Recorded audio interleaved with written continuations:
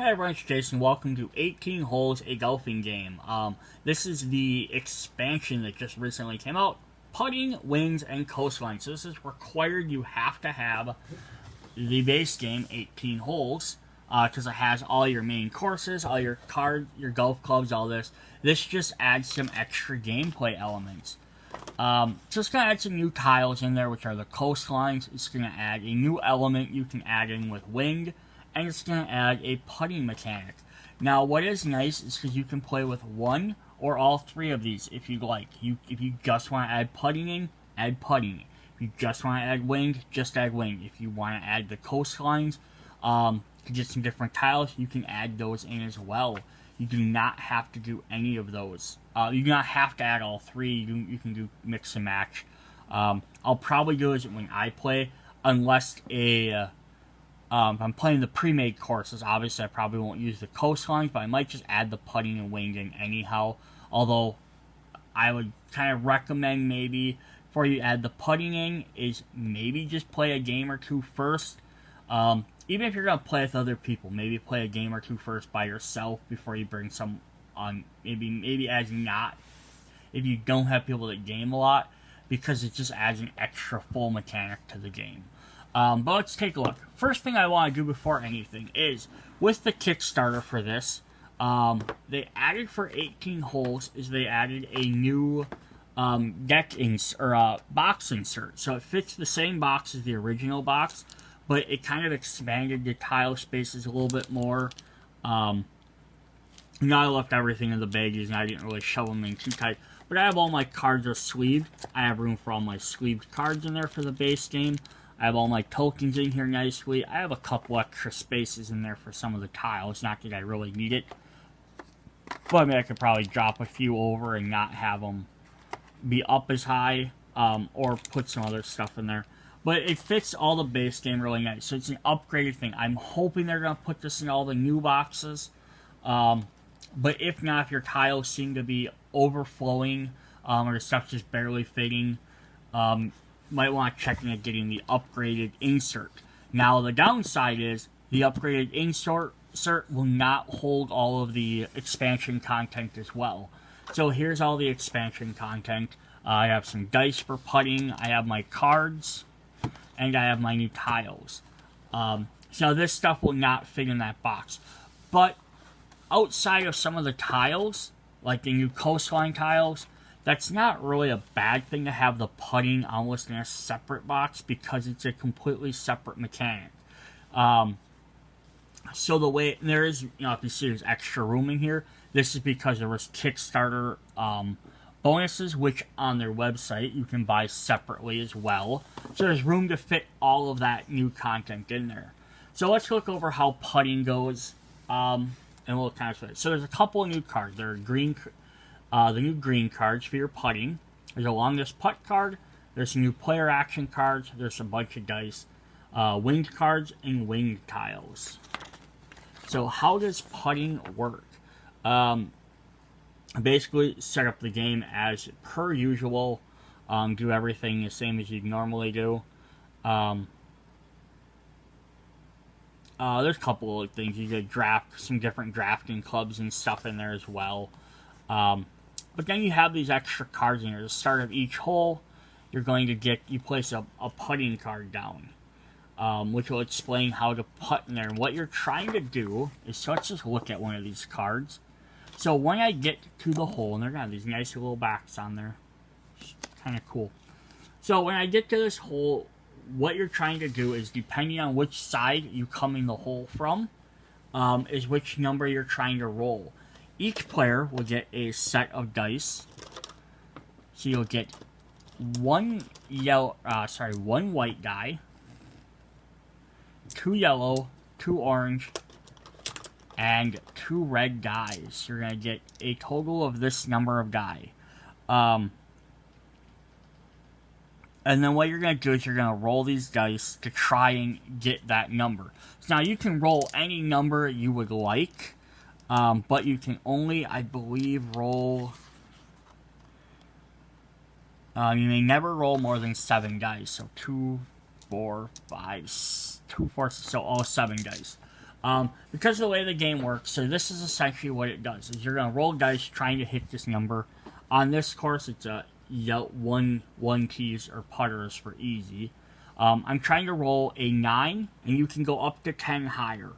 So I need somewhere between 9 and 19 to make this putt.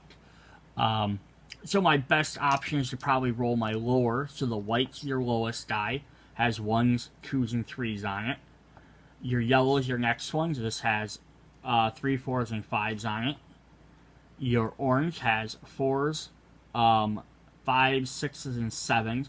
And then it also adds a flag on there. So if you get a flag, it means you hit the pole, which means you have to re-roll dice. And then the red one has 6, 7s, 8s, and 9s, or 5, 6, 7, 8, 9, and it also has 2 pluses on there.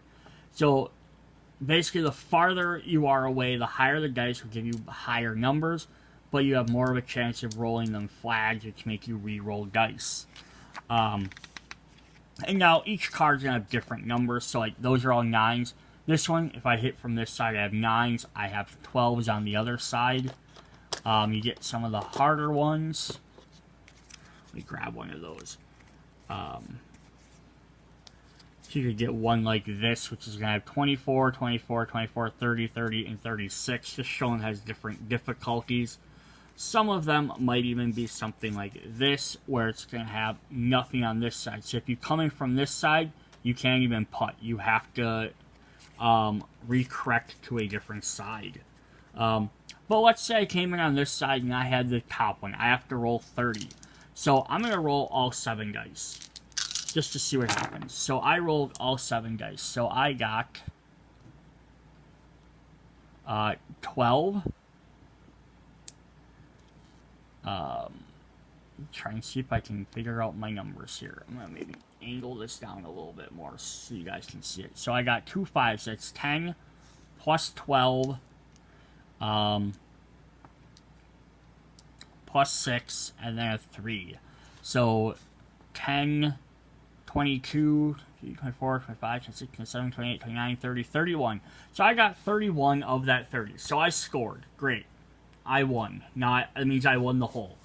So the first person that scores wins the hole when they putt. Then the game's done. So if anyone's putting, they automatically get to go first regardless of any other initiative. Because if they score, the game is done. Unless somebody else can putt, then they have the option of then coming in second. But if someone's still back trying to hit the ball, basically it's their turn is done. Now, if I had rolled less than that, and I didn't hit the 30, let's say instead of the 6, I rolled a... I guess that doesn't really help me. Instead of this 6, let's say I rolled a 4. So if I did that, I would have 10, 20, 24, 25, 26, 27, 28, 29. I would be 1 short if I rolled this instead. So now what happens on my next turn, what I have to do is I have to give up one of my dice. So I have to take my highest dice and give it away. So I give away my 6. So now what I'm trying to do on my next turn, the next time I putt, is I'm still trying to get to my 30. But now this is my current dice pool. Now I have less dice. Now what I have to do is, so the next person that putts, they go as well. So if they putt and they win, great. They win. But let's say the next player, like player B, they putted and they didn't win and they left me a 7. Well, now they have a 7 die I can re-roll. So now you can't use your dice you play, but you can use any other player's dice they leave. So everyone always has to leave their highest dice. Now I have to try and use this 7 to hit my 30. Now, granted, this orange dice isn't going to be probably as good as that die there, but what I could always do is I could re-roll everything, or I could keep that 7 and I could, re-roll like 2 or 3 of these smaller ones, try and hope for something bigger. Like I have a 5 and a 4, I could definitely do better with both of them. So now if I re-rolled them, I got a 7 and a 5, so that's 14, 24, 25, 26, 27, 28, 29, 30, 31, 32. So now I got it. And that's kind of how it works. Is if you win on your putt, you win the game. If you don't, you leave your highest die, and then any other player can now use that die and their current dice to try and get better. And then you gotta keep going through. So that's just a little difference there. So then the other thing we want to look at here, before we look at all of those, before we look at all our putters, is we have 5 copies, so 1 for each player, of the change position card. So this will let you move around. So this could definitely be, if I was playing on this hole and oh crap, there's no way I'm going to be able to draw that 30. I could play my change position, basically spend one of my turns, instead move over to the 18, which I could easily score. I already have that many dice.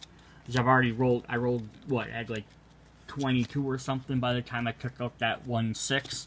So I could easily score that. So you might just have to spend a turn moving to another hole spot rather than doing it. And then you also have an action for putt. So this is basically the card you have to play when you decide to putt. So you're going to roll these guys. 1 to 3, 2 to 5, 4 to 7, and 5 to 9. Sink the putt from the total is equal to and no more than 10 above. So they do give you a little bit of a buffer on them numbers. So those are your 2 new action cards you can play instead of playing a club. We are also going to get some new clubs for this game. We're going to get the mallet putter, which lets you reroll 1 die while putting to not be used to move 1. So yeah, just basically getting extra reroll on 1 of your die. You roll it. I'm going to pick something different. We have the gap wedge. When used to reach the green, pick the side to putt from. So if you hit the green, you just side where you're going from. A 5 hybrid wing. So these ones work with the wing set. So improves play in windy conditions. Draw and play 1 card. The hybrid wing 3 improves the play in windy conditions. Draw 1 card. The 8 lets you do a 2 and improves it, which we'll kind of go over what that means when we talk about the windy set. And then we have 2 other characters. We have Peter the putter. She has may putt from sides with no targets, and use the lowest target on a card. And then he halves the target when red dice is used. Any flags won't sink. And then we have Wendy, who says she may treat windy as calm, or it's never calm, use previous wing. It is never strong, use previous winged. So she never has the lowest or the highest wing, which we'll go over when we get to her. And there's the longest putt card. Take this card when you sink the longest putt in the game. Keep it as a memento. So this doesn't do anything extra like the longest drive does. It just acknowledges it. So what was I talking about with the flags? So some of the higher level dice had these plus flags on them.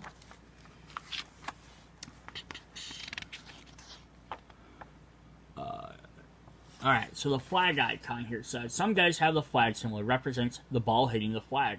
When that happens, it's uncertain whether the ball will go in. When you see a flag on the dice, add them up and then re-roll that dice. If you roll another flag, you add that to your tally and re-roll. So the first time you roll a flag, I got 1 flag. You re-roll the die and you get a different number. And then if you roll it again, or if you rolled 2 of them, let's say I rolled, a red and an orange. Now I have 2 flags. I re-roll both of these dice. So it says, if you reach your putting target and your flag tally is odd, the ball ends up next to the cup is not sunk. Move your gulp into the center of the green, and then next turn you can tap it in without rolling. If you reach your putting target and it's even, the ball goes in. 0 flags are considered even. So if you get no flags, your ball goes in fine. If you have an even amount, it goes in fine. If you get an odd amount, means you hit that flagpole, your ball sits there. Your next turn, you get automatically hit it in for free. But I mean, it also gives everyone else 1 extra turn now to try and get it in.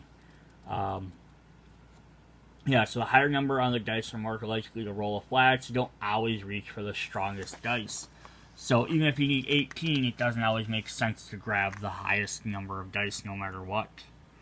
Yeah, there's some other little stuff in there too. So that's the basis of those. So let's look at all of these really quickly. I'm not going to spend too much time on them, but we'll show them all. So yeah, there's some various difficulties. I like that even like the greens look a little bit different on every card, so they're not always the exact same. Like that one's all 9s, there's some half 9s, some 12s and 15s. The colored circle just shows they're getting a little bit more difficult. So the lowest number you can roll would be a 1, 3, let's see, a 3, 4, 4, and what do we got for these guys? 5s, 2 5s. So the lowest possible number you could roll is 10, 18, 19, 20, 21, 22, 23, 24, 25. 25 is the lowest you can get if you rolled all your dice. Now, every putt requires you roll at least one die, but you don't have to roll all of them. So there's that thing of like, I'm playing on this one with 15. Now, my options are I could roll, 2 red dice, which isn't going to be enough. I could roll 2 red and an orange and hope to get, the 3 5s or something. But the lowest I would ever get on there would be 10, would be 14. So the lowest chance I could probably get would be 14, but I could hit a bunch of these flags. But on the other hand, if I just chose the lower dice and I rolled, these 4, the lowest I could get would end up being 4, 5, 6, 7, 8, 9, 10, 11. So it's not even enough to get a 12 with my lowest, but even my highest on this is, 17, 18, 19? So even my highest with these 4 dice would be 19. So if I was trying to roll a 12, I'd have a decent chance. 15, okay. 18, very risky only rolling these 4. But again, if somebody else rolled before you, you could steal one of their die facings and then you already know one number you have. So if they roll an 8 or a 9, you already have that 8 or 9 added in your total.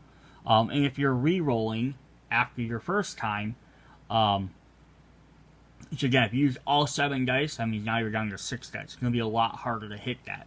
But if you use 5 dice, you might still have one of your more powerful dice to come back with. So it's kind of cool. Now there's some blue flags. Just got all the different numbers. I'm just going to kind of fly through these. So now we get some half reds. I don't know really what else they could add as, so like in the regular game, there's some extra, there's always some extra tiles that they do. There's Coastline Tiles. They could add more, they get another expansion. They could add more adjustment tiles with different things. Maybe add some of the extra coastlines or something to, if you want to, expand your coastlines out or add other hazards in there. They could maybe add, I don't know what else they could really add for the putting, just because the number of cards you have actually covers a decent number. I think there's 36 cards, so there's a decent, pretty much all the different combinations are covered in here. Unless they made some that were almost super hard, some of them will have one opening on here. But in this set, there are none that have 2. I think in the expansion for this, the Kickstarter exclusive stuff, there are some putting cards that have 2 openings, but I don't think you'd want to go much more than that. But that's about all you could do, is maybe give something where it's only you can only hit it 100% from this one side. That might be the only other thing you could really do for these. Outside of that, you could maybe add a die, a different die, a green die or a blue die that has maybe different numbers. Maybe one has more flags. or one has negative numbers or something, that it's all you could really do with that. It'd be weird to have an add-on for an add-on set. Because that means that would require someone to buy that, not only owning the base game, but also owning this game as well. Alright, so then the other half of the game is, or the other 1/3 of the game, is the winged. So we're going to have these winged cards, which are basically going to show which way the wind is blowing. So if you've ever played golf, wind blows. So you're going to get this giant winged tile. It's going to show which way the wind is blowing. So if it's windy out, the wind is going to go the direction that way. So when I put this down next to a tile, I'm going to turn it this way, and it means the wind is blowing everything in that direction. So now, if we look at the board, the booklet here does a really good job of showing this. So it's showing that the person is hitting from the red disc. So now the wind is always blowing that way. Now, if it's being blocked for whatever reason by a set of trees, that are ones in the fences, then he ignores it. That's why. So this spot here, there's no wind. But if she hits it into that spot, or either of these other spots over here, it's going to blow her ball one spot that direction. And that's basically how the wind is going to work. Is anytime there's an open area in your shot, you're going to have to move the ball one hex over, or one tile space, little hex tile over in the direction of the wind. Now, you can look at your entire shot. It doesn't have to necessarily be the first time it hits there. So like if she's hitting this way and she can hit it up twice, she doesn't. So she'd skip this spot and then she hits this one. She wouldn't necessarily have to move it on this tile. She could wait until it gets up into here and then move it on that tile. Just the only thing is, if it says you have to move it, you have to move it at least once. You have to move it during the wind. You have to move at least one spot. You can't choose to ignore that one and then like, oh yeah, but now I'm in the hole. Nope. If it would push you, it has to push you at some point along during your course. At some point, it has to push you. If it's wrong, unless there's absolutely for some reason, no reason it would, like the entire pathway is blocked by trees, so there's no way for the wind to catch you, then there's nothing that's going to happen. There's nothing you can do about that. But you don't, and also, so if there's a strong wind, it moves you 2 hexes. But it says you don't have to also do them all at the same time. You can do, like, move one spot, have the wind blow you, move 2 more spots, have the wind blow you, if you're doing a harder one. So it's kind of fun there as well. And then what you do is you have this deck of cards. You keep drawing them, you keep changing them out. So there's 1, 2, 3, 4, 5, 6, 7, 8, 9, 10, 11, 12, 13, 14, 15, 16, 16 wingy cards. So they're different directions. So you're going to get 3 for each direction. So 3 for upper right, 3 for up, 3 that go to the upper left, 3 that go to the lower left, 3 that go down, and 3 that go to the lower right. You are also going to get 3 that are calm, which means there's no wind. And then finally you'll get strong wind, which means the next wind card you draw will automatically double. I wish there was more strong winds, like there's like 2 or 3 in the deck, just to make it hit a little bit easier. But yeah, it just adds a fun little element to the game. It's not going to like destroy anything. Then the last thing we have for the main stuff are the Coastline Tiles. So these just add big water hazards. So the ocean, which is the stuff divided by the cliffs, is unlike ponds, are not considered out of bounds. When you land in the ocean, step back along your flight path. Once you are on the shore, lay your golfer down as you miss the turn, like in a water hazard. Play the turn after that as though the hex is in the rough. If you land on the green, your putt from the side you arrive was stepping back in through the flight path. So basically it says you can't, if you smack your ball into the ocean, you just have to go back to where it came off of. So if I had to go up over, I just put my card back here and I have to hit it as if I was in a rough. Yeah, so it's kind of just fun there. So there's our par 4, and it's have all the same symbols. But yeah, it's kind of funny. You hit straight through, and then you have like that one where you don't want to overshoot it. This one you have to shoot it over the coast. These are a bunch of all our different keys. So that one's very much the same, but it doesn't have the fairway. Like there's a little broken ship on there. So there are 2 other different hazards in here. So in here you can see a little grass, which I'm not sure why they did it this way. It makes it a little hard to see, but this grass is called fescue. So fescue is long grass, also is known as double rough. So when you land on the fescue, even your hybrid clubs give no advantage. Fescues that are rough and the flight of the ball will reduce the distance. So basically, this is just considered rough, but your club or anything that lets you avoid rough stuff doesn't count. Then the other type are these bigger bushes here, which are called gorse. These are small shrubs with yellow flowers. These shrubs are hard to play up. If you land on one, you may only exit by chipping or moving one space. So it's kind of just a different hazard. I do like that they did that, add some different ones. Now I wish they would have given me the adjustment tiles that had these as well, because that would have been cool to be able to add some of these hazards. Again, even maybe with some of the coastline stuff, like maybe like coastline, maybe you would have had to do like double or triple tiles instead. It would have looked kind of weird, but would have been neat to be able to add that stuff in there. Yeah, there's just 2 different types of hazard, which are fun.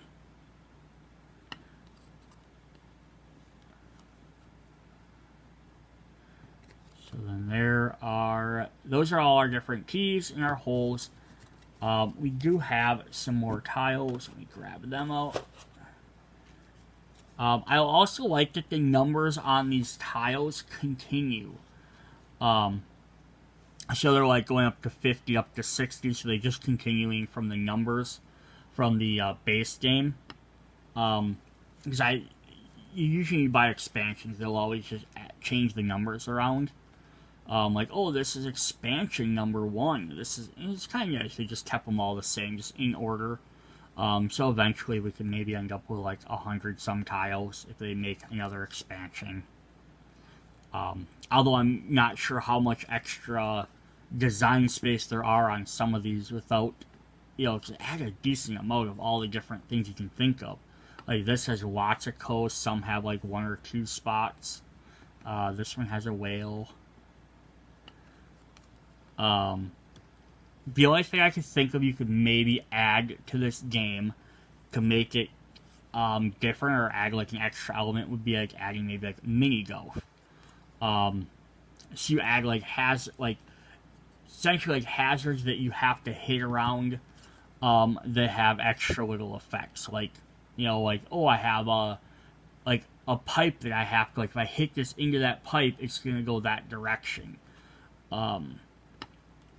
Like basically change the entire course into mini golf. Like you can play down like special adjustment tiles, or just have some tiles that are regular, like same concept of the game type of thing. Like, I don't know, you could maybe do something like that. Maybe it'd have to be a separate game. There's some dolphins. Alright, so those are all our different tiles. That is what we have for the base of putting, wings, and coastlines. And now we're going to look at the Kickstarter exclusive stuff. Alright, so the Kickstarter exclusive stuff came in this little baggie.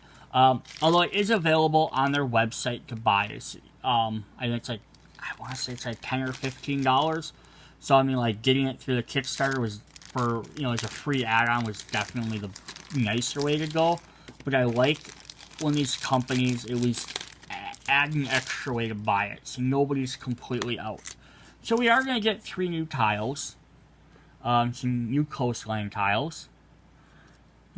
I love this one. Just one tile there. We're going to get another bridge to shoot over, which is always fun, or a lake to shoot over, which is fun. And then this one starts off at the coast, and then that one wraps around. So you get 3 new coast tiles, which will all fit right in our box. We get a little windy meeple. So this will replace, you can use this to replace your big hex if you don't want to add the hex tile on there. So hex, I didn't show the backside, has the gust of wind. So this had a meeple with stickers. This is stickers, not screen printed. But you can set him on the tiles instead. So if we're playing this tile and the wind is going that direction, you just set him on there. You know, rather than having to set this beside it somewhere. So it's kind of fun. You can set it a little bit more visual. And he actually has a little spot in the storage thing. And then we're going to get an extra set of cards. So we're going to get a couple new golfers. So we have PETA here. She may reroll 1 die after putting. And her B-side is, always choose a red die. Set another rolled die to any face. So you always have to have a red die, but you can choose one of your other die to be whatever number you need it to be. So that's kind of cool. And then we have Kaz, or Kaz. Draw 1 win card for each course. Or draw your own win card for each course and use either winged card. And then its B-side is draw your own wing card for the course. It's never calm. Use your own winged card. It's just kind of neat because that way you can pick, oh, is my wing blowing left or is it blowing right? It's always going to probably, with this side, it's always going to have a regular wing, but at least you can kind of choose the direction you go.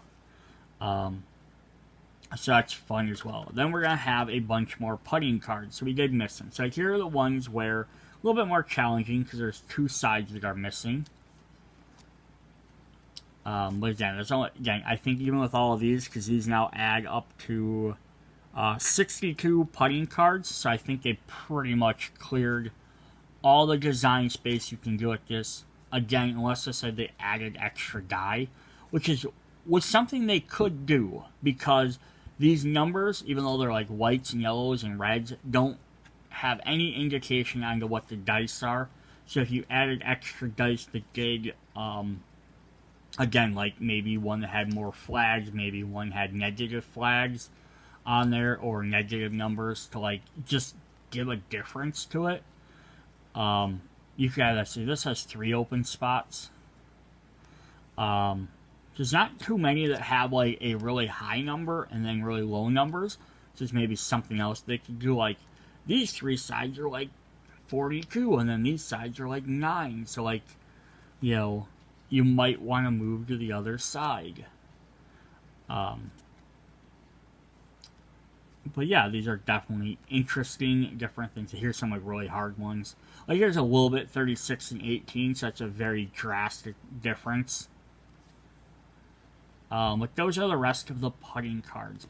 Those will also fit nicely into the box. And I still gotta sleeve them all, but I think even after I sleeve them, they'll all fit in there comfortably. Alright, so then that is, so I can slide my tiles here. As you can see, all the expansion stuff then fits nicely in. Here's your dice, here's all your cards. I sleeve them, there'll be room. All my tiles will fit. At the bottom of this one, I fit the little windy token. There's also, on the bottom of this one, there's another little gap down there for something else if you needed to put something else down there. So maybe if you wanted to put some of your components from the base game in there, you could definitely do that as well. Like you wanted to throw like maybe your meeples or something down there. So the only other thing I did not buy for this game was I did not buy the tree expansion. So if you can also get a tree expansion. There's 24 more trees, which I think are enough to cover every tree pictured in the entire game. So if you had a course using every tile, you'd be able to have a tree on every spot. Otherwise, normally you have to kind of move your trees around. If I end up playing this game a lot more, I might buy that just to see how inconvenient having to move them trees are. But I don't think it should be too bad. I think to some extent having too many out might be a clutter, but I like they give you the option. So here is just explaining how to do chaos modes and golf racing when you're adding in that wings and reading the greens. So there we go. That is our Putting, Wing, and Coastlines expansion. So yeah, if you enjoyed the original 18 holes, you're just looking for some extra additions, there we go. We got some extra cool stuff. Yeah, so other than a couple other little things I mentioned, the other thing I wouldn't mind is if I could definitely see them adding in as like an extra expansion that could easily be added in would be more adjustment tiles with stuff like maybe adding a different hole, so you could add your holes in different spots, adding maybe fairways, maybe like hex tiles that cover multiple spots, maybe have like where it's like 2 or 3 spots, like a square of spots, so you can add bigger ponds. They're just connected. It should be kind of thematically kind of neat. Adding the grouse and the fursk, the grass and the weeds as extra tiles. Just some of that different stuff you could add in there as more tiles, which would be kind of neat. And like there's a clubhouse, maybe add like other little like fixtures like that could get in the way, like there's like the drink cart, or maybe here's another clubhouse somewhere else. Like again, just like blocking hazards, they're just something different than trees.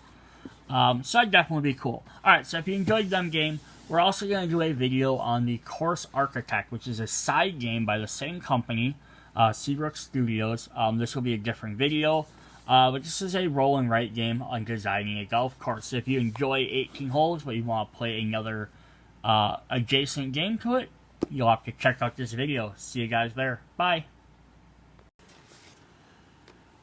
Hey everyone, it's Jason. Welcome to another Magic the Gathering unboxing. So today we're going to look into some Dominaria United. So if you've been following my channel for a while, one of the first Magic the Gathering big sets I did was a full unboxing of Dominaria.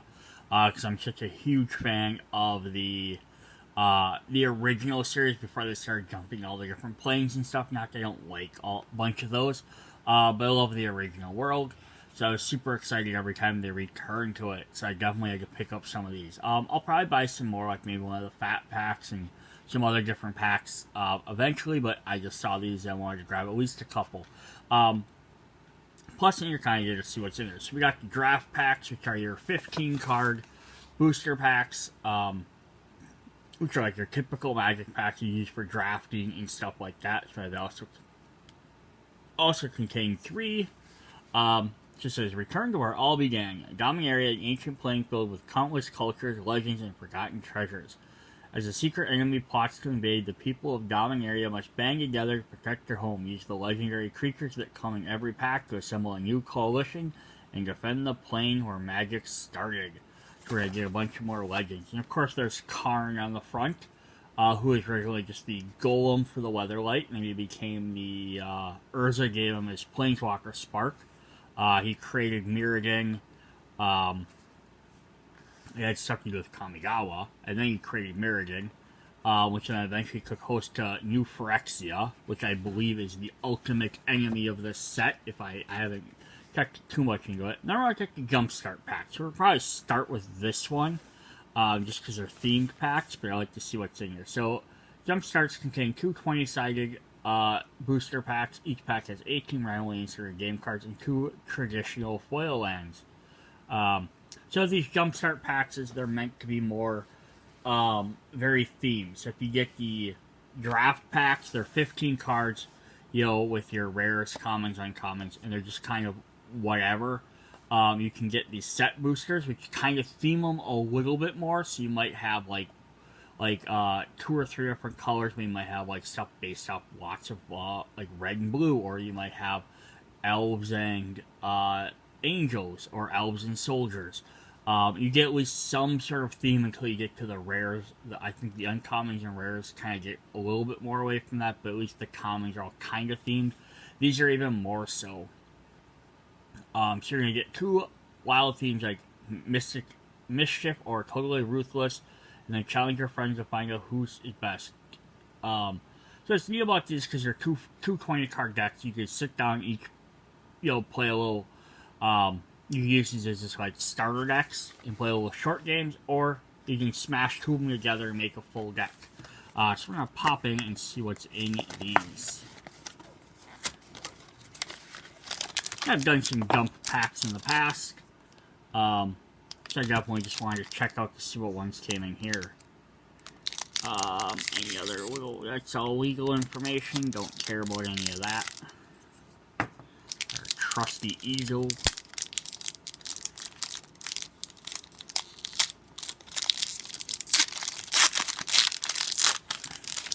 Alright. Look at that, we're gonna get one mentioned on the back of the pack. We have Totally Ruthless. Alright, so a couple things to note on here. Has the Dominaria United on there.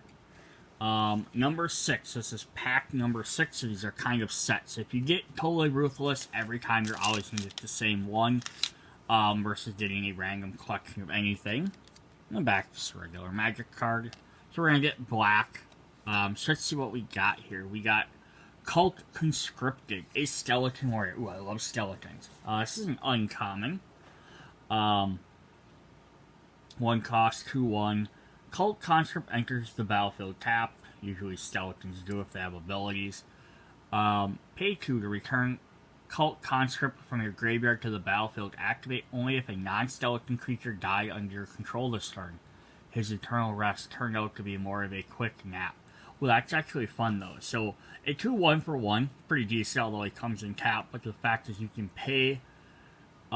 The tap part is more because of his second ability, because you can then pay to have him come back if somebody else dies. Yes, so here we have Phyrexians. They're kind of like demonic cyborgs, I guess is the best way to put them. So you have a Phyrexian Vivisector, another 2 cost for 2. Whenever a creature you control dies, scry 1, go to the top card of your library, and they put that card on the bottom of your library. Before he was the father of machines, Yawgmoth was a twisted, thriving physician, and his legacy of medical atrocities now lives on in New Phyrexia. Yes, I love the lore. Should be another 2 cost, 2/1. A Splatter Goblin. He's a Phyrexian Goblin. So what Phyrexians do is basically they take over other creatures. It's kind of what they do, and they absorb the land. They, take over everything. They come from, I think they originally come from Wrath, at least that was their home plane. For some, perfection is a single moment when form and purpose converge. When Spire Goblin dies, target creature an opponent controls gets -1/-1 until the end of turn. It's a very black and goblin-y thing. You can see like this mask thing is on the back of his head. Like some of his wounds have been replaced, but yeah, he's kind of just being. And there's a Wrath ship up there, so they basically just threw him out. A little bit more powerful creature, a Phyrexian Ravager, 3 cost, 2/2. Phyrexian Horror. When Phyrexian Rager, not Ravager, Rager enters the battlefield, you draw 1 card and you lose 1 life. Resist if you must. It makes no difference. As with Mirrodin, your world will now bow to Phyrexia. Cool. Awesome. Yes, a wall. Walls are my favorite cards. Gibbering Barricade. 3 cost, 2/4 Defender. Nightmare Wall. Pay 3 to sacrifice a creature, you gain 1 life and draw a card. Who needs stone walls when you can hide behind an impenetrable barrier of screaming nightmare? Braids. Braids Kabbalist, from the, what was the name of that set? I can't think of it now. So basically, after they sort of left Dominaria after the original invasion, which is Phyrexia, the Phyrexian invasion and the invasion block, they went to Oteria, which is it's still in Dominaria, but it was a different continent that they hadn't explored in any of the other things. And it was kind of post-invasion. They had a big tournament with Arena, and it's where we got people is it Kamal the Fist of Karosa, if I remember. I'm trying to remember all the names, but I know Braid Kabbalist was the black one. Yeah, definitely like different fighters and stuff. I can't think of the name of the set. Ooh, a Senior Connoisseur. Seniors are a Dominaria. That's like the name of the vampire, not like it's like its family name. Kind of like Dracula. Senior is the bunch of them. So she's a 4-cost vampire, 3/3 flying. Whenever one or more creatures dies, put a +1/+1 counter on Senior Connoisseur. This ability triggers only once each turn. We cannot afford to let the Phyrexians win. They taste terrible. So that's one thing that was really awesome about the end of the original Dominaria arc. Was the invasion, because you had all these different... Everyone in Dominaria basically realized we have to band together and form a coalition to fight the evils. You had goblins that were teaming up with soldiers. You had, elves that were teaming up with, barbarians. Like, all this different stuff that were mixing and matching together. It was one of the first big 5-color sets in a long time. So that was really cool. And then they did eventually come back to it with Time Spiral and the Dominaria storyline. But yeah, that's definitely cool. They're kind of going back to some of this. So we have Bone Splinters, 1-cost sorcery. As an additional cost to cast a sacrifice a creature. Destroy target creature. Steel may be more durable than nothing. Challenge the spike of unjust dead-like bones. So this should work really well with that your original skeleton. So where is he? First card. It's kind of like the picture sort of shows on there, a little bit similar, like the green skull. So basically you cast this, sacrifice one creature to destroy one of your opponent's creatures, and then when this is in there, it says, hey, as long as a non-skeleton died under your control, so it died because you sacrificed it, now you can summon him too. Such a fun little combo we already got in here. Cut down 1-cost instinct, an uncommon. Destroy target creature with a total power of 5 or toughness of less. Cool, so like straight up destroy, but since it has a cost, it's a lot cheaper than the regular destroy spells. There can be no mercy, no half measures when facing Phyrexians. It's kill swiftly or die. Joda, ooh, I remember him as well. I know these characters. I love this. Battle Rage Blessing. 2-cost instinct. Target creature gains death touch and indestructible to the end of turn. Since when is it cheating to give one side an unfair advantage? Ooh, sweet. Death touch and indestructible. Awesome. We got these Saga cards. These things are really fun. So these, I think they debuted in the last Dominaria set. They're kind of little stories. So we have 2-cost enchantment and their sagas. So basically what happens is each turn, you get one of these effects, and then it keeps going down. So it says, so the first one starts off, you may sacrifice a creature. If you do, each opponent discards a card. Then the next turn, it goes to return target creature from your graveyard to your hand. And then the third one is target opponent may sacrifice a non-land token permanent. If they don't, they lose 2 life and you draw a card. Now this has a special ability at the top. It says read ahead. Choose a chapter and start that many lore counters. Add one after your draw step. Skip chapters don't trigger sacrifice after chapter 3.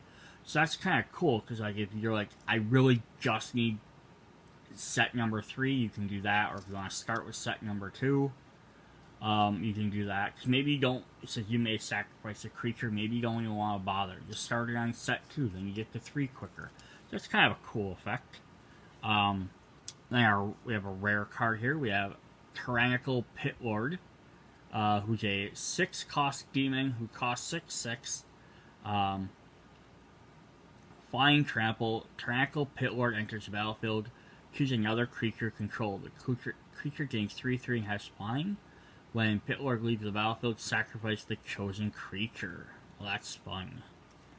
Another rare is we got Evolved Sweeper. 1-cost, 1/1.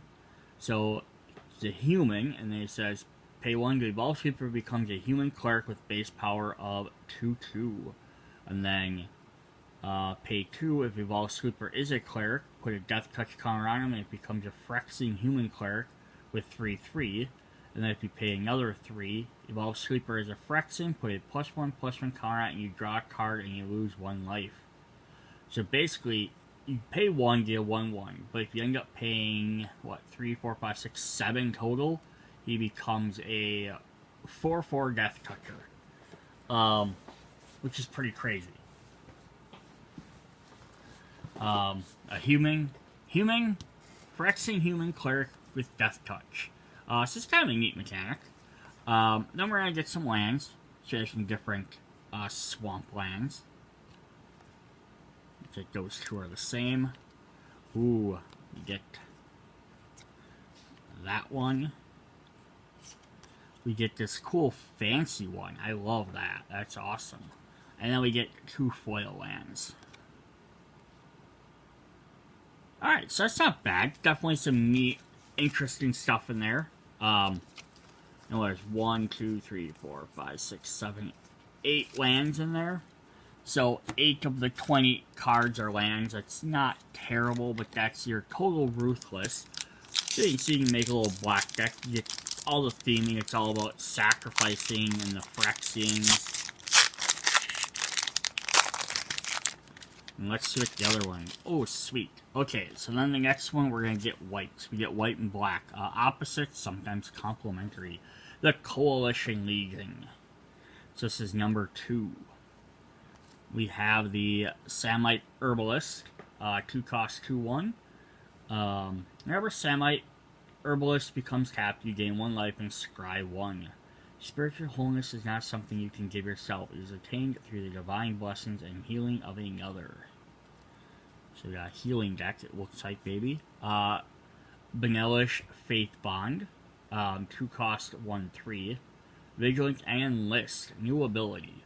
When this creature attacks, you may tap a non-attacking creature you control without summoning sickness. When you do, add its power to this creature's till the end of turn. Cool, okay, so that's kind of neat. So you can basically not attack with it, so it's not being put in danger, but you can power up this guy with him. So that's kind of a neat effect. Knight of Dawn's Light. Human Knight, 2 cost, 2/2, first strike. If you would gain life, you instead gain that much life plus 1 instead. And then pay 2, Knight's Dawn gets +1/+1 till the end of turn. Phyrexians destroy my village. They cannot break my hope. So this kind of works with the other guy, because you gain life, you gain extra life as well. Agharean Cavalier and Orc Knight. Ooh, that's fun. I like when they get mixed types. I also like in the back, you can kind of see the overarching symbol like that. So each one of the different parts of the symbols, I don't know if they'll show them in any of these cards, but it's also this is like one different, it's supposed to be like part of the different colors. So like white's one color, black was one color, green was one, and we put all 5 together, it makes this symbol. That's how the original Invasion set was. So I'm betting this is very similar to that. So this has Enlist again, and when he enters the battlefield, create a 1/1 white soldier token. So if nothing else, you can create a token and use it to make him a 3/3. Charismatic Vanguard, a dwarf soldier, who has 3 costs and costs 3/2, or has a 3/2 attack and defense.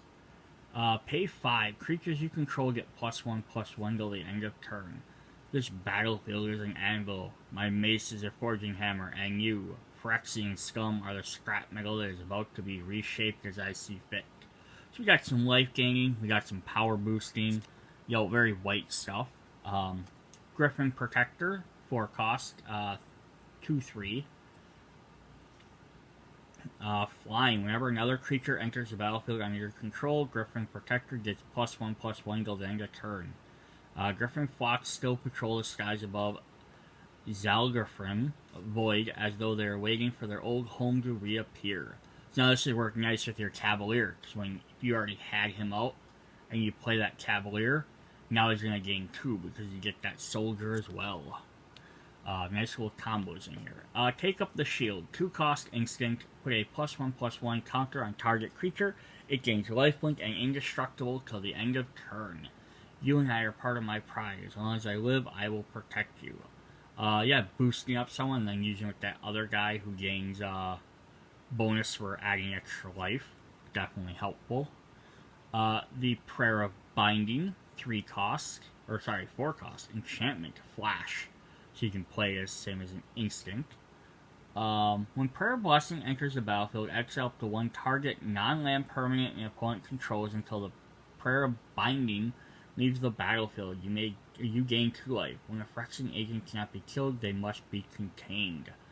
Ooh, fun. Those are always fun.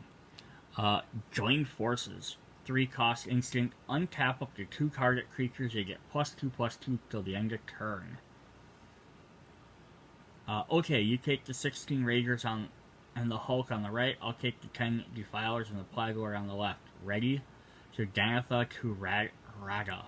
So Danatha is the girl on this side, and Raga is the elf on the other side. I remember Raga being a green-red creature. Produced her own mana, which is really fun. And I believe Danatha is one of the new, I don't know if she's the captain or she's just a new knight on the Weatherlight. I have to recheck my old Dominaria a sec. We have another saga here. Love Song of Night and Day. So it says read ahead again. It costs 3. You and target opponent each draw 2 cards. Chapter 2, create a 1/1 white bird creature token with flying, and 3/3 put a +1/+1 counter on each of up to 2 target creatures. So that's kind of cool, but yeah, if you want to skip that first one, be like, hey, I don't want to give my opponent cards, I have enough cards, great. You don't really need to get a bird token. For some reason, you just really want to get to that Chapter 3, you can do that. It's a fun little mechanic. Here's one of our 2 rares. We have Valiant Veteran, a 2 cost 2/2. Other soldiers you control get +1/+1. We had a couple of them there, actually. Because we had the Orc and the Dwarf, I think. And then we also could create a soldier. Pay 5. Exile Valiant Veteran from your graveyard to put a +1/+1 counter on each soldier you control. Oh, that's actually fun, too. So even if he dies, you can then exile him from the graveyard to give them counters. Let them come. We will show them the aggravating steel is stronger than Phyrexian metal. And then a Sarah Redeemer. Sarahs are the, like, group of angels. Kind of like Senior was the vampires. So 4 cost, 2/4, Angel Soldier. We've got another soldier we can boost. Flying. Whenever another creature with a power of 2 or less enters the battlefield under your control, put 2 +1/+1 counters on that creature. Oh, sweet. So yeah, you summoned them earlier, guys. Heroism is neither a strong arm nor a divine destiny. It's a choice that stands unbowed against impossible odds. So yeah, with her, I just gotta go back and look at this. So she'll boost up that guy. Boost up that guy. Boost up that guy. He also creates a soldier, so that means your veteran will power up him.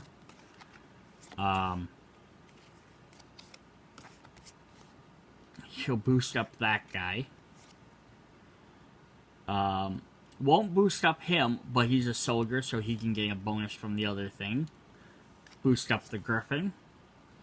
Plus, we have all these other ways of adding +1/+1 counters.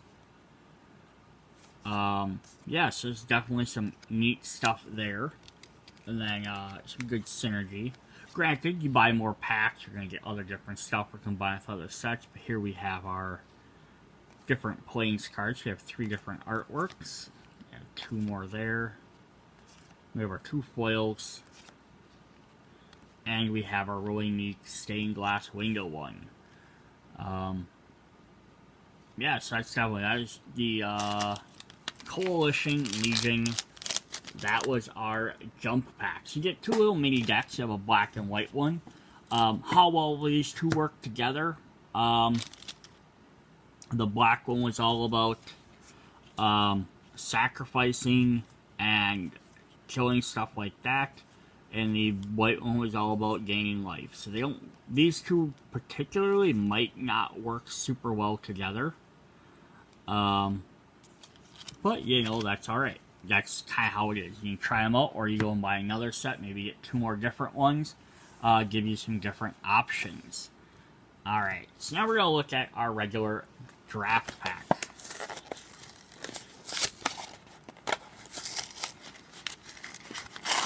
And we'll see what we get in here.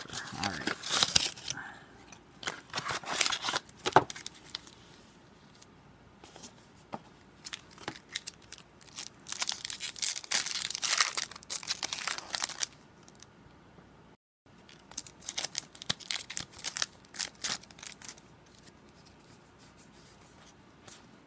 Alright, draft pack 1. We're going to start off. We're going to get Bone Splinters. We already seen that one. That's alright.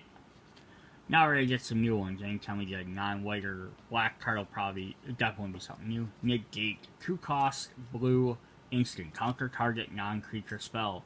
It's frustrating, isn't it, to be so weak and ineffectual. Don't you worry, you'll be complete soon enough. Next, neat.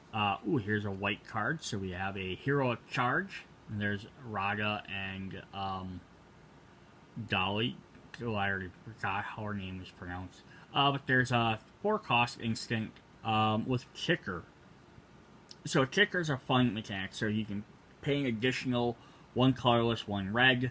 So instead of paying 4, now it's a 6-cost spell. But it says creatures control get +2/+1 till the end of turn. If this spell is kicked, those creatures also gain trample till the end of turn. For Keld, for Benegalia, and for Dominaria. Yeah, so the kicker mechanic's cool. So if you're just playing this in a white deck, it's a 4-cost for 2/1, which is okay. There's definitely better things to play. But if you can give it's for all creatures you control, so it's definitely not a bad thing. But if you also give them trample, especially like looking at that other mechanic we had with the enlist and +1s for our soldiers, you could definitely get some cool things there. We have Colossal Growth, a 2-cost green instant with kicker of 1 red. Creature gets +3/+3 till the end of turn. If this spell is kicked, instead that creature has +4/+4 and gains trample and haste. Oh, so that's even cooler. So instead, if you can afford to pay 3, you can give them extra little +1/+1 boost, but he also gains trample and haste. You can hit him right on the first turn. We have a red card, Jaya's Firenado, 5-cost red sorcery. Firenado deals 5 damage to target creature or planeswalker. Scry 1. For all their supposed advantages, the Phyrexians still aren't fireproof. And we have an artifact here, Vanquisher's Axe, costs 1 colorless. Equipment, which is fun because equipment started in Mirrodin, which is like not the next set, but like 3 sets after. Because I think it was the Oteria block, and then it was the Kamigawa block, then the Mirrodin block. Maybe Mirrodin came before Kamigawa. I don't remember. Equipped creature gets +2. Had to come after. It gets +2 attack. When a Keldon takes a trophy from an enemy, it's usually something they can use to kill more enemies. Yeah, so it's cool. Just an extra bonus to your characters. And then if a guy dies, the equipment drops, so now you can reattach it again, unlike a spell. You have another Cavalier. We already seen him. We have a good land here. We have a Sunlit Marsh, which adds black or green. So this would work well now if I started to make my black-green deck, or my, black-white deck with my jump pack cards. Because now the cost is both. Even the poison land around the stronghold blossom with new life, awakening the great mending. A Bog Badger. Kicker. It's a 3-cost green. 3/3. You can pay kicker of 1 black. Enters the battlefield. If it was kicked, creatures you control gain menace to the end of turn. A creature's menace can't be blocked except by 2 or more creatures. Yeah, so it's 1 just to give it a extra little bonus for the turn. We have another white card, so we're going to go our uncommons. We have Shali's Acolyte, 5-cost white angel for 3/4. You can kick it for an additional 1 colorless, 1 green. So it has flying. If it was kicked, enters the battlefield with 2+1/+1 counters on it. So instead of being a 6 cost, you can pay 8 to make it a 4/5. Armed by Mulani, he protected the forest from above. Ooh, so that's fun. He's like a forest guardian. Here we have a red card. The Heirloom, which are the Minotaurs. A Heirloom Battle Hymn. 3 cost red with a white kicker. So we had red kickers with white cards. Now we have the other direction, which is kind of nice for synergy. Battle Hymn deals 4 damage to target creature or planeswalker. If this spell is kicked, you gain 4 life. Magical Echoes of the Heirloom Mulling's range greatly increased as the potency of spell is based on song or speech.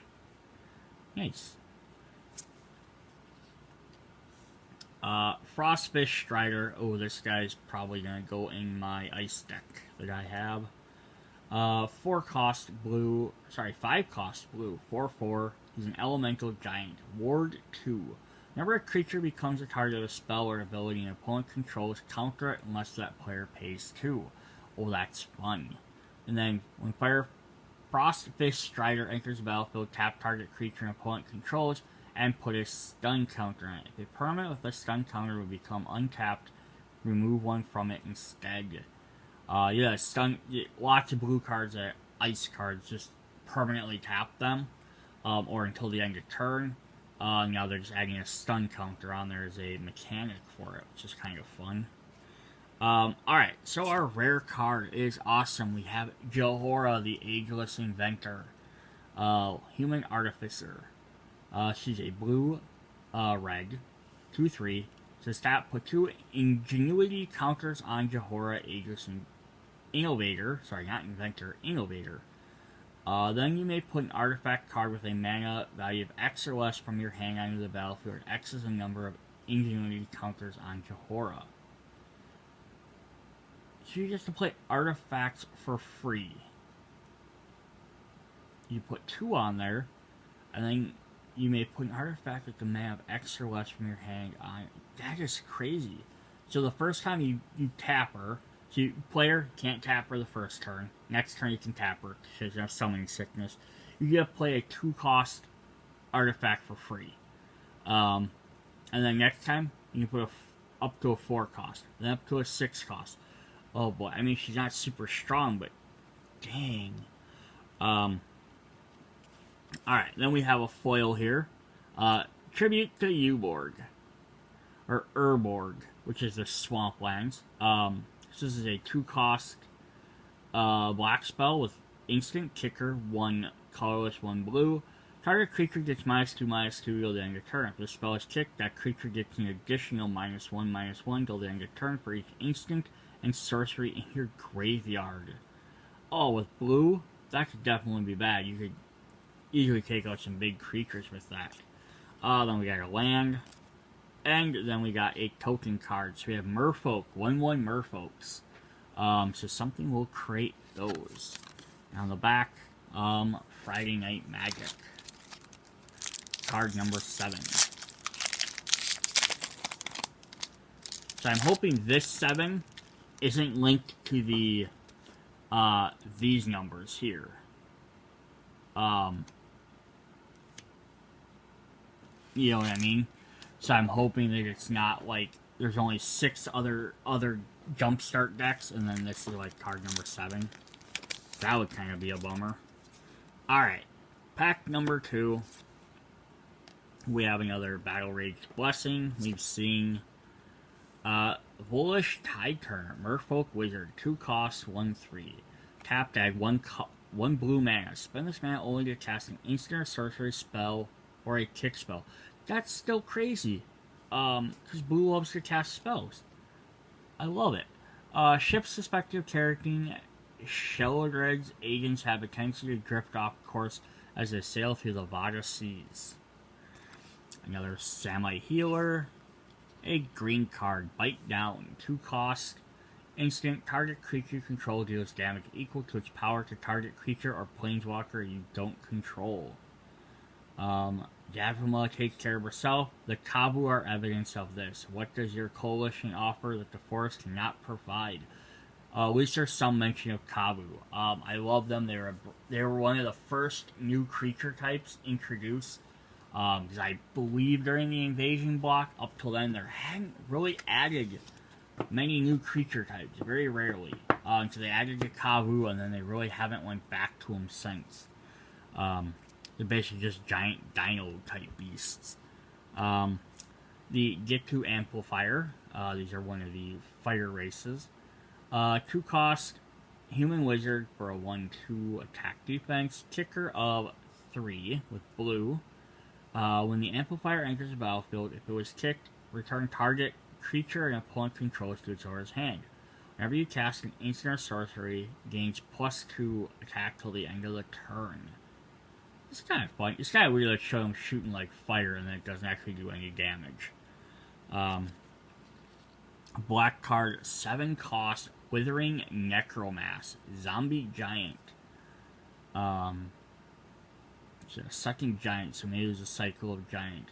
This spell costs 1 less to cast for each creature card in your graveyard. Death Touch. Oh, it's a boy, so it could cost down to potentially 1 black mana. We sent 3 of our best legions. You're telling me no one came back? That is definitely cool. If you play I mean, granted, it wouldn't be super often, but if you played a 5/5 for 1 mana. Meteorite. So this is a reprinted card from other sets, but still fun. 5 cost artifact. When Meteorite enters the battlefield, it deals 2 damage to any target. And then you can tap it to add 1 mana of any color. So Meteorite did say 165 beta confirmed to be a null moon of origin. Immediate evacuation assistance is required. Yeah, so that's fine. I love it. Just 5 you heal and do 2 damage. I mean, 5 is a lot. You only do 2 damage. But the fact is, then you get mana from it. Magnagoth Sentry, Treefolk, 4 cost, 4/4 green, reach. When one of Yagvoma's enormous Magnagoth trees awakens into a Treefolk, it is a towering presence of physical strength and ancient wisdom. So fairly, simple. Nothing wrong with that, though. A Shield Wall Sentinel. 4 cost artifact, Golem, 1/3 defender. When Shield Wall Sentinel enters the battlefield, you may search your library for a creature card with defender, reveal it, put it into your hand, and then shuffle. Unit Alpha 6 locking into position. That is definitely cool. And you see like your shields linked together. That's neat. The Totarian Geyser. 3 cost blue sorcery kicker with white. Target creature to its owner's hand, draw a card. If this spell is kicked, you gain 3 life. If they don't drown, perhaps they'll rust. Neat, gaining extra life. Can't ever argue with that. Alright, on to our uncommons. We have Pilfer. 2 cost black sorcery. Your opponent reveals your hand, you choose a non-land card from it. That player discards that card. To the merchant, it was nothing more than a few missing trinkets. To Tiny Bones, it was the greatest heist of all times. It's fun. Kind of sounds like you'd steal the card, but I get why you're not. But yeah, definitely neat. Extra discard, plus not a random discard. Knight of Dust Shadow. Ooh, this will be a counter to the Knight of Dawn's Guard. Dawn's Light. So it's the opposite of the Knight of Dawn's Light. So this will probably work kind of nice to, mix with that other deck. 2 cost 2/2, which are typical for human knights. Menace, and your opponents can't gain life. Pay 2, Dust Shadow gains +1/+1 till the end of turn. Yeah, so now if you mix this with the other deck, you're sacrificing stuff, which maybe makes their, the jumpstart cards. I can make my opponent sacrifice stuff as well with some of the other cards. Well, I'm constantly gaining life, so even if they do get a hit on me, it's not that big of a deal. Alright, our next uncommon. This is crazy. So this is Volhar Vulgarian Desecrator. So this is one of the alt art styles, I'm guessing they started doing for every set. It's a Phyrexian Merfolk Wizard. 1 blue, 1 black. 1/2. Draw a card and then discard a card. You discard an instant or sorcery. This way, each opponent loses 1 life and you gain 1 life. Pay 2 to sacrifice Volhar. You may cast target instant or sorcery from your graveyard this turn. If that spell would be put into your graveyard, exile instead, activate only as a sorcerer. So it's a fun little combo. You pay 2 and then you can tap him to get rid of one of your cards. Instant or sorcery, and you can gain life. Opponents lose life, especially if you're playing multiplayer. Everyone loses 1 life. And then you can turn on sacrificing to be able to play that card right away. So that's a neat little combo there. Basically 2 costs to play that. It could be like a 6 cost card. That's neat. We got a rare card. We have Shivying Reef. So another dual land. Tap to add 1 colorless mana or add 1 red or blue. Deals 1 damage to you. So these are pain lands. But the fact is it doesn't come into play tap means you can use it right away. Boiling Seas around Shiv provide a welcome layer of protection for the reclaimed mana rig. Then we have a Mountain and a Phyrexian token. So 2/2s. I haven't seen a token maker yet. Alright, pack 3. So far, both of our legends have been 2 cost. Should be interesting to see if that's a very common thing. I'm sure they're gonna have more powerful ones, but alright, third and final pack, we have 1 cost red Hammerhand. Enchantment Aura. Enchanted creature. When Hammerhand enters the battlefield, target creature can't block this turn. Enchanted creature gets +1/+1 and has haste. Yeah, so basically keep someone from blocking you, you gain a bonus to smash. Alright. Uborg Repossession, 1 cost sorcery. Kicker for 1 green, 1 colorless. Return target creature from your graveyard to your hand. For 1 cost, not bad. If you paid 2, you gain 2 life, and you gain 2 life. Even better. This spell is kicked, returning another target permanent to your graveyard to your hand. Sweet, so if you're mixing a color. So here's the thing, is like now you with these cards you could play, I had the black and white deck, I can make a black-white deck. I could also splash like green in there, have a little bit of green, and get like this kicker. And then, I don't think I thought I had another green that had one of the other colors in it. Like, now I also have like this white one that has green as well. So I could add that in there too and get that. Or, I could play like my green card that has a black kicker. So I could do a 3-color deck, like focus on 2 colors with like a 3rd color to help with some of them other little kicker abilities. Or you can play a 5-color deck and do a bunch of stuff. The Toltarian Terror. 7 cost, 5/5 Serpent. This spell costs 1 less for each instant and sorcery card in your graveyard, and it has Ward 2. Afterwards, a number of treaties on Sea Serpent's morphology were swiftly revised. Nice. There's another white-green one. Juniper, Order, Rootweaver, so 2 cost white for a 2/2 human druid. Kicker, 1 green. When Juniper, Order, Rootweaver enters the battlefield, it was kicked. Put a +1/+1 counter on target creature you control. What Phyrexia takes, the Grace of Fertiles shall replenish. So I can definitely see I can make some interesting combos with this. We have Vanquisher's Axe again. We have Broken Wing. 3 cost, instant, destroy target, artifact, enchantment, or creature with flying. Sarah guides our shot through. Also, I just tuned the cannons. That's fun. Here's another white card we could add. The Mesa Cavalier, 3 cost, human knight with 2/1, flying. When Mesa Cavalier enters the battlefield, you gain 2 life. In the fight to defeat Phyrexia, the courage of Bangladesh Knights is matched only by that of their Pegasus steeds. Essence Stagger, 2 cost blue, instant counter target creature spell. Phyrexia includes everything they don't touch. The solution is simple, don't let them touch anything. So we had the one that countered non-creature, now we have one that counters creature. And then you build one that counters anything that's going to cost more. We got another dual land here, Contaminated Aquifer for blue and black. The cave stretched further than anyone knows. The terrible legacy of Yagamoth lurks in every shadow. Resolute Reinforcements, 2 cost, 1/1 Human Soldier, Flash. When Resolute Reinforcements enter the battlefield, create a 1/1 white soldier creature token. Morale rarely survives the sudden appearance of his squad of Cersei skirmishes and army flank.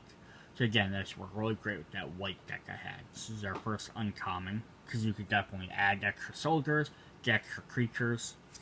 Here we have another green and black combo. Choking Missima, 3 cost black, sorcery, pay 1 green kicker.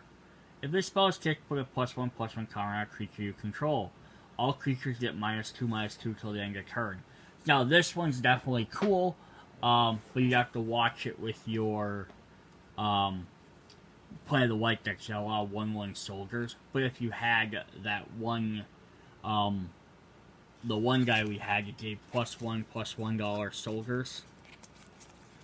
Where is this guy? The Valiant Veteran. So if either he's out or he's died, and you put 1/1 on each one of them, so at least this would, as long as they're over 2/2, they'd survive. They're 3/3. They might be really weak for the one turn, but it might eliminate a bunch of your opponent's forces, and then they come in even stronger. Or you could use that to sacrifice him by not giving him a bonus, then you can pay that counter to put him on. It's kind of neat. Alright, uncommon, we have a legendary. Bortuk Bone Rattler, Troll Shaman. 6 cost, black and green, so we got another combo there. He has Domain. When Bortuk Bone Rattle enters the battlefield, you may cast it.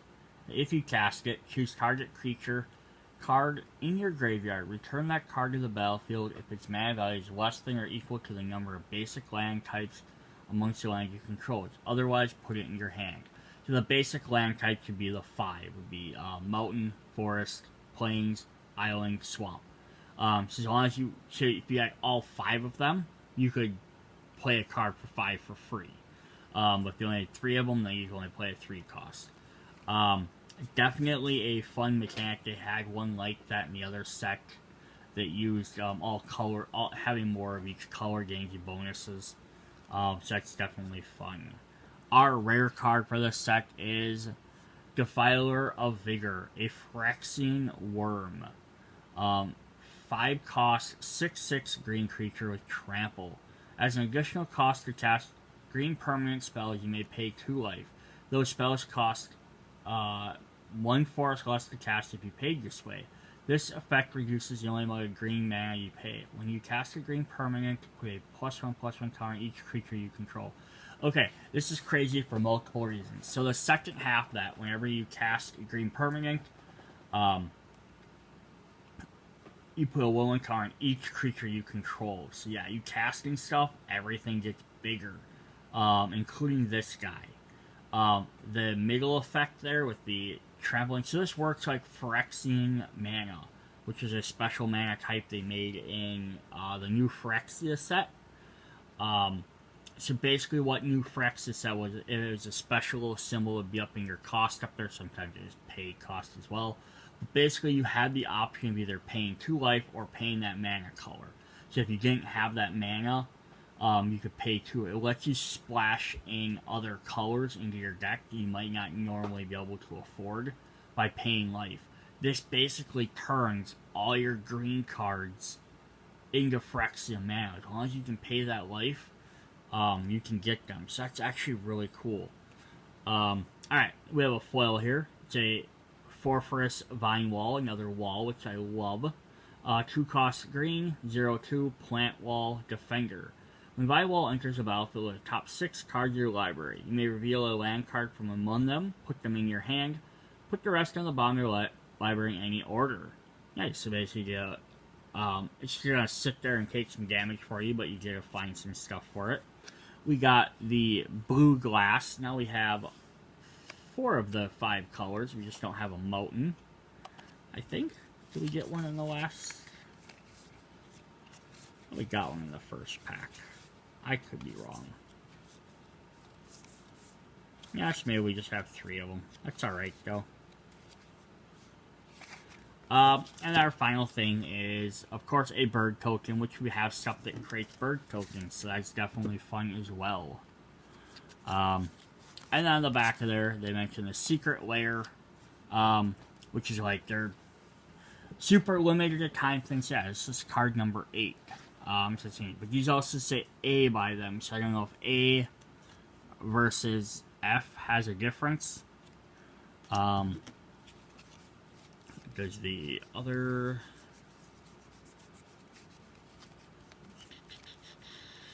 Why can't I find it?